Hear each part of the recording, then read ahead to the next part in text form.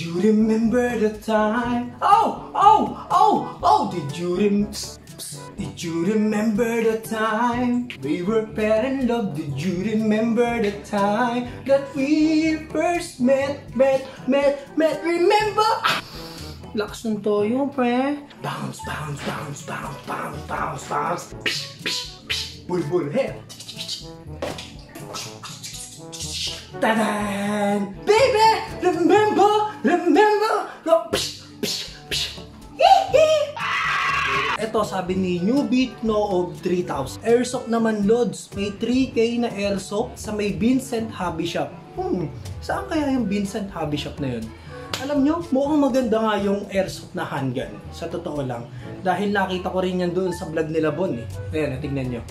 Ngayong araw, nandito tayo sa Airsoft Firing Range at ngayon susubukan natin yung mga players natin dito kung sino nga ba talaga ang pinaka-sharp shooter sa nila.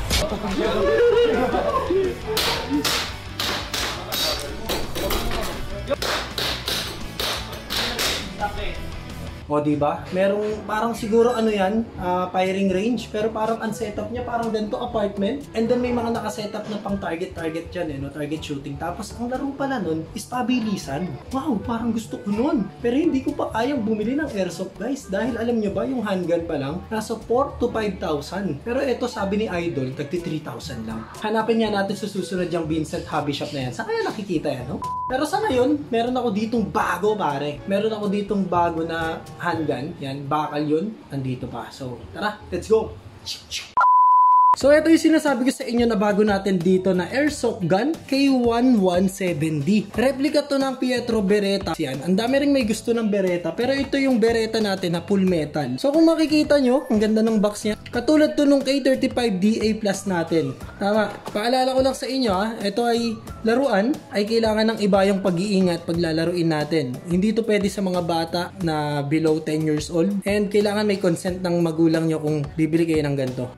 So, basahin muna natin yung mga nasa gilid ng box, no? Only for 18 years old, age older. Oo nga, tama. Dapat mas matanda. 18 years old and above ang kailangan dito. So, injury caution, since plastic BB's bullet reach 50 to 60 meters, careless shooting may cause eye damage or other injury. Yan, kailangan gamitin talaga to ng iba yung pag-iingat. Sabi ko nga sa inyo kanina. So, pwede itong makapinsala ng ating mata pag hindi nyo to ginamit sa tama. And then, baka maka-aksidente at maka-injury kayo ng kapwa nyo. So, dito naman sa kabilang side, may konting pagtuturo dito kung paano mag-load ng pellet. Yan, yung BBs nito is 6mm BB bullet. Yun yung size ng pellet niya na pwede nating ilagay.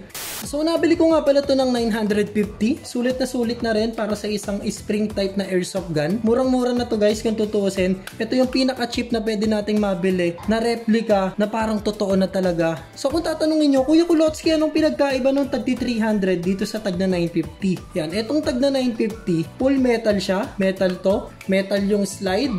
Yung barrel niya is metal. And then movable na din yung hammer. Pagdating naman dito sa trigger, plastic siya. Ito lang ata yung part na plastic. And then, ito. Yan, dito sa may grip. Ito plastic siya. Yung magazine niya is bakal din. Yan, kung mapapansin nyo, may bala pa. Dahil pag binibili ko to dun sa supplier natin, pinapasubukan ko na rin para sure tayo na okay yung baril na nabili ko.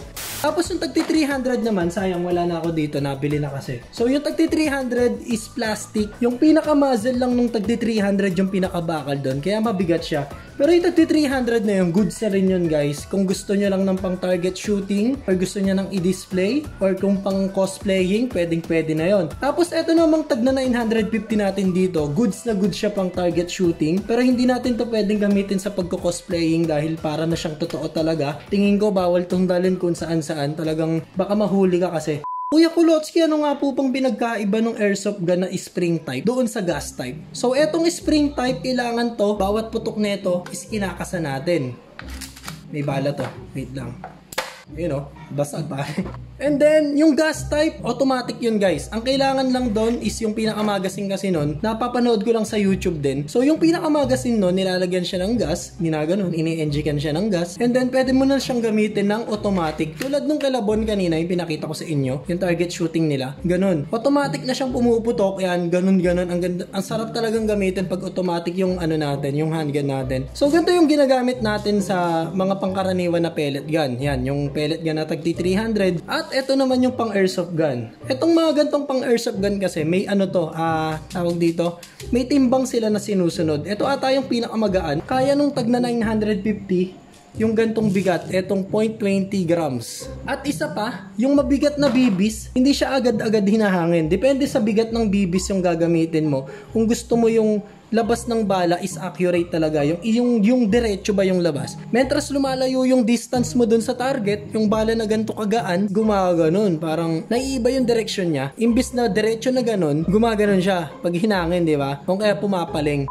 Sa parts naman ng baril na to, yan, tignan natin dito. Meron siyang slide stop or yung safety lock. So, pag nakataas yan, ibig sabihin yan, hindi natin siya maikakasa. Naka-safety to. So, pag ibinaba natin, yan, pwede na siyang ikasa. Yung hammer naman niya is movable. Ito, napakadaming nagtatanong sa akin nito kung movable ba yung mga hammer ng mga pellet gun natin. Depende kasi sa unit kung gumagalaw yung hammer niyan. Etong Beretta natin na tagti 300 at yung tag na 950 na hawak ko, is movable parehas yung hammer nila. Pag inasa natin yan, bababa yan. Yung front sight naman niya, yan, simple lang. And then yung rear sight niya, ito yung medyo stylish. Dito naman sa may disassembly lever, yan, ito design lang to, hindi siya gumagalaw. So, kailangan kasi pag replica, nandun lahat yung parts yan para mas magmukhang totoo talaga. Yung trigger nito is plastic, hindi siya metal. May ganun ba? Talaga bang metal ba dapat to or plastic? Hindi ko alam, di kasi ako expert. Unti-unti nalalaman natin at unti-unti natututo tayo. So, kung makikita natin, pagdating naman dito sa grip, ito yung likuran niya, ganyan yung design niya. So, syempre yung mga grip talaga, may mga rough texture siya para madaling hawakan, makapit talaga pag ginagamit na natin. And then, ito yung barrel niya sa taas. Ayan. Pag kinasa natin yan, ayan, kasama siya na kumakasa din. And meron siyang kabitan ng silencer. Kaya meron din siya ditong lagayan ng silencer. Merong silencer, meron ding wala. So eto, pwede natin tong lagyan ng silencer kung gusto nyo. Tapos dito naman sa baba, kung pwedeng lagyan ng attachment, wala siyang rail dito sa baba. So hindi natin siya malalagyan ng attachment. Hindi katulad ni K35DA na meron siya rail dito sa baba, pwede natin siyang lagyan ng attachment. So like nung flashlight na pwede nating ilagay, eto hindi to pwedeng lagyan, wala siyang rail dito sa gilid. So yung lakas niya, subukan natin kung gaano to kalakas. So tara! So, ayun yung target natin. And then, meron tayong dalawang tauhan dun sa taas. Yan, makikita nyo, may dalawa tayong tauhan dyan. Targetin din natin yan. Pero yung box ang target natin dyan, tapos yung final, yung dalawang nakatayo na yun. And then, kung mapapansin nyo, itong bahay ko is nawala yung sofa. Yan, ang dumi, ang kalat no? Nawala yung sofa, nawala yung TV. Dahil inilipat ko na sila doon sa kwarto. At itong lugar na to is, ito na yung pinaka-office natin. Ito na yung pinakagawaan natin. Dito na ako nagvo-vlog. And dyan yung mga product natin. Dito na ako magla-live. So, yung una natin gagamitin na pellet is yung ordinary na magaan. 3, 2, 1, let's go. Una, targetin muna natin yung karton. Tamaan ko yung A. Tamaan ko yung M. O, diba? Bagsak. Yun. Tamaan na natin yung tauhan. Tamaan na. Tamaan ko na yan. Gilid na gilid lang, oh. Yun! Yun! O, diba? Natansya ko yung tama eh. Tayo ko pa yung isa. Yun. O, diba? Sabi ko sa inyo eh. Shooter na ako, boy. Baon. Ito, tumagos.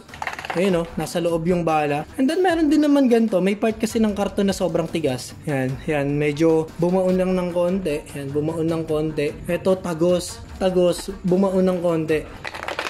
Ayun yung bala sa loob. So, ayan, yung gamit natin ngayon is yung tagpo 0.20 grams. So, subukan na natin kung ganun pa rin ba yung tama niya o baka bumagal. Medyo bumagal yung labas ng bala. Yung pressure niya, syempre, mas mabigat. 3, 2, 1, let's go. Sa box muna. Sa letter T tumama. Uy, bare, bumakon. Ay, wala. Uy, tinamaan. Uy, sa full agad, pare. Pare, nagiging shooter na ako, pare. Yan. Ayan, ang galing ko na talaga. Shooter na ako. Pwede na akong ilaban sa Gilas, Pilipinas.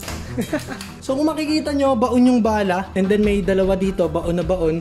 Overall, okay naman parehas. Mas diretso yung tama ng white, lalo na siguro pag nasa labas tayo. Dahil mahangin doon, mas mabigat yung bala na white. So, yan, ang ganda parehas. And then, nag-shooter ako, pare.